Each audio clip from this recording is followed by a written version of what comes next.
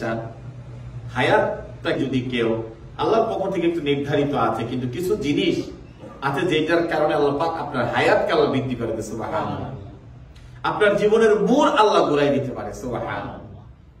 একটা গুরুত্বপূর্ণ জিনিস না যে আপনার হায়াত বৃদ্ধি হয়ে যাবে, আপনার জীবনের সময়টাকে আল্লাহ পাক বাড়িয়ে দিবেন।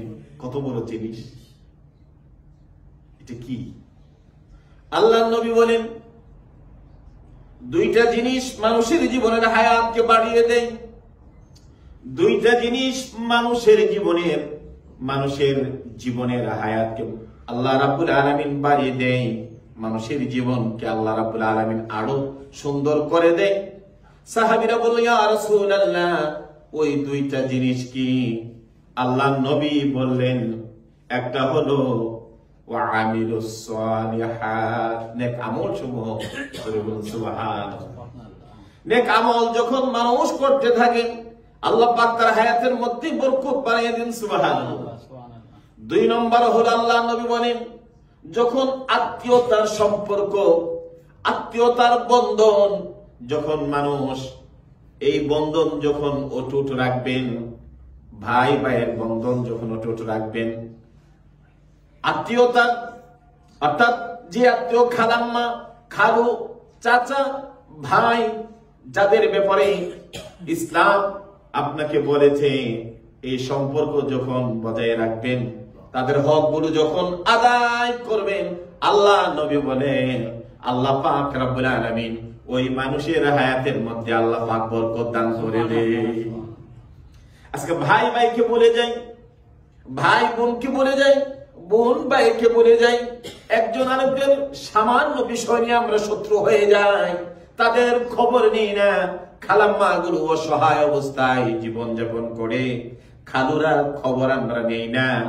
এই জন্য আজকে আমাদের হায়াতেরও, আমাদের জীবনের কোনো বরকত আমরা পাই না।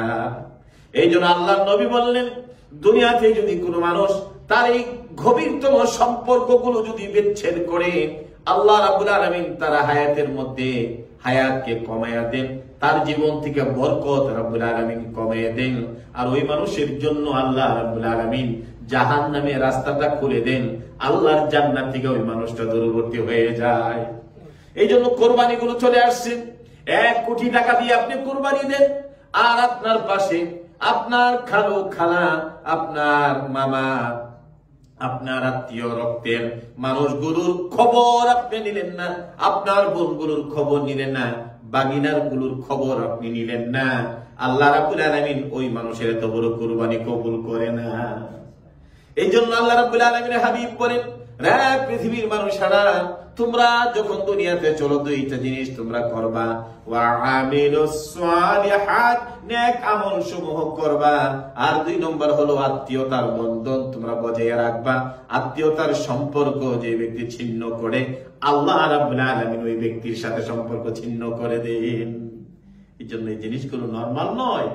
আত্মীয়তার বন্ধন আপনি ছিন্ন করতে পারেন না, তাদের খবর আপনি কোন সামান্য বিষয় নিয়ে তাদের সাথে সম্পর্কটা ছেদ করে দেন, এটা ইসলাম কখনো এলাও করে না। এই জন্য আমার ভাইরা, এই ঈদের দিনগুলো যখন আসে, এই জিনিসগুলো যখন আসে, আপনি যেন আপনার আত্মীয়তার সম্পর্ক আরো অটুট করেন, তাদের সাথে যোগাযোগ করেন, তাদের যেন একটু হেল্প করেন, তাদের জন্য একটু সহযোগিতা করেন।